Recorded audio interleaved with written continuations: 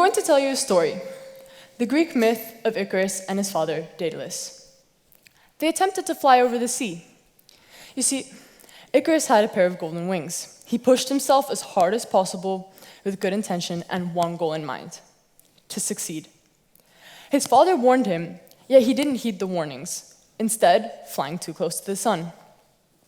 The sun eventually melted his golden wings, and he fell into the deep abyss of the sea. Now, I see this as quite a disheartening end to a story and an extreme consequence, but I'm not here to demoralize you.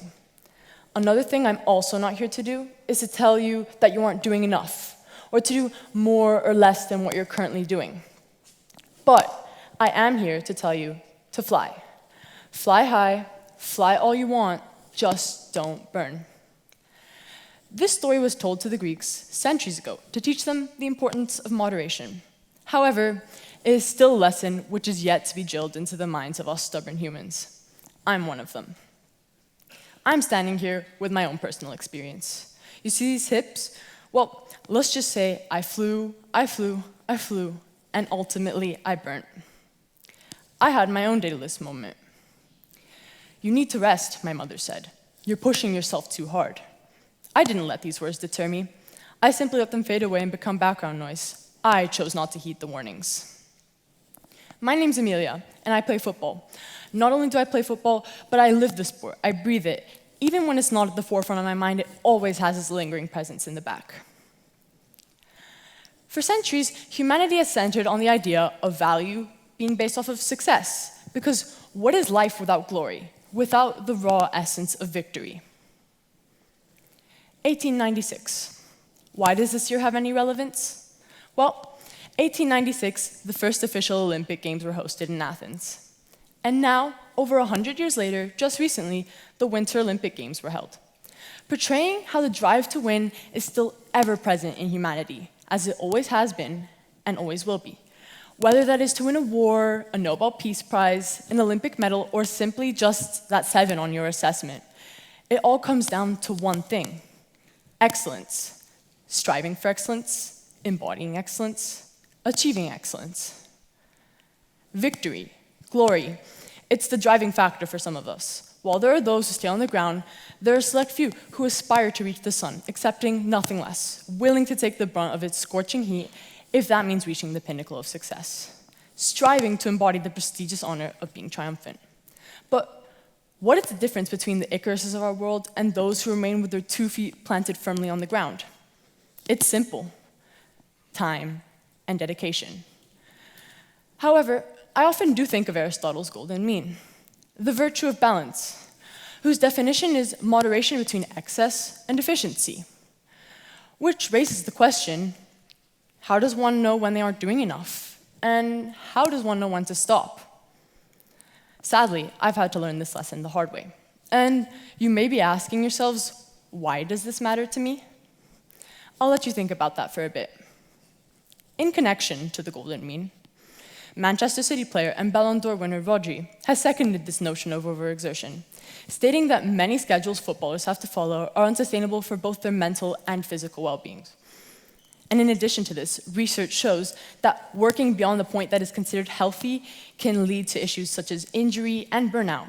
It's a known fact that then burnout subsequently leads to mental health issues such as depression or anxiety. So therefore, instead of gaining and building skills, you're slowly robbing yourself of the ability to succeed. But training or putting in time for a certain activity is such a wide umbrella.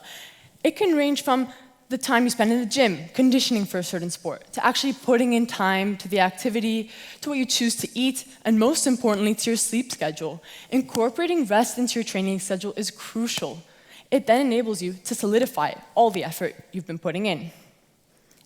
As an athlete, there's a fine line between allowing yourself the rest your body requires to recuperate, and then on the other hand, slacking off and falling behind. Back to my dilemma, in the face of my mother's condemnations, I instead told myself, you're not doing enough. You need to be pushing yourself harder. It's so important for an athlete to learn that they don't need to be reaching the point of burnout or their breaking point in order for them to be doing enough. The same goes for life. You don't need to be constantly stressed and overwhelmed. This isn't an indicator of hard work. In actuality, it shows you're doing something wrong, something that just isn't working for you. So instead of working harder, work smarter. The key is to find that spot in which you're pushing yourself as hard as possible without jeopardizing your health. You won't be playing for a while, they said. How long? I asked. I didn't get a definitive answer.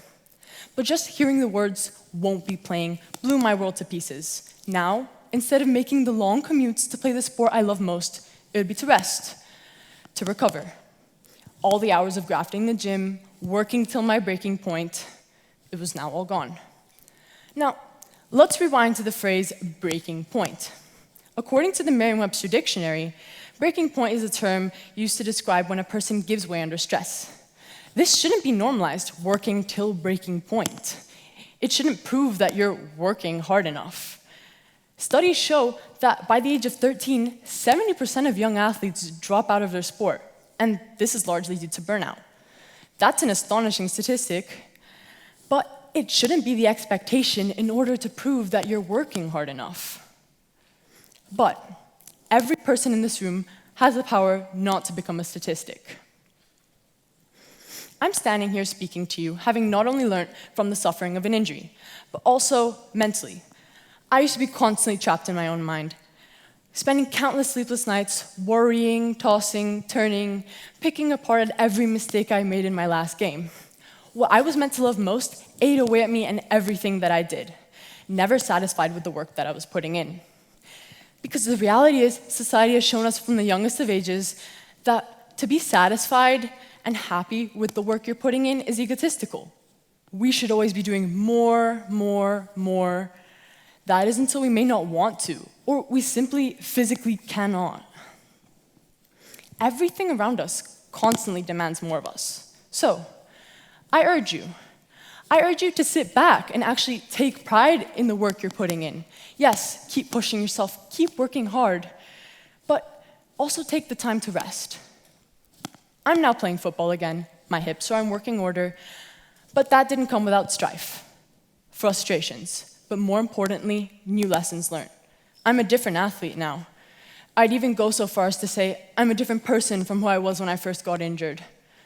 I can now see that harming oneself does not equate to working hard. If you work intentionally rather than recklessly, you will reach excellence. We will be victorious. Thank you.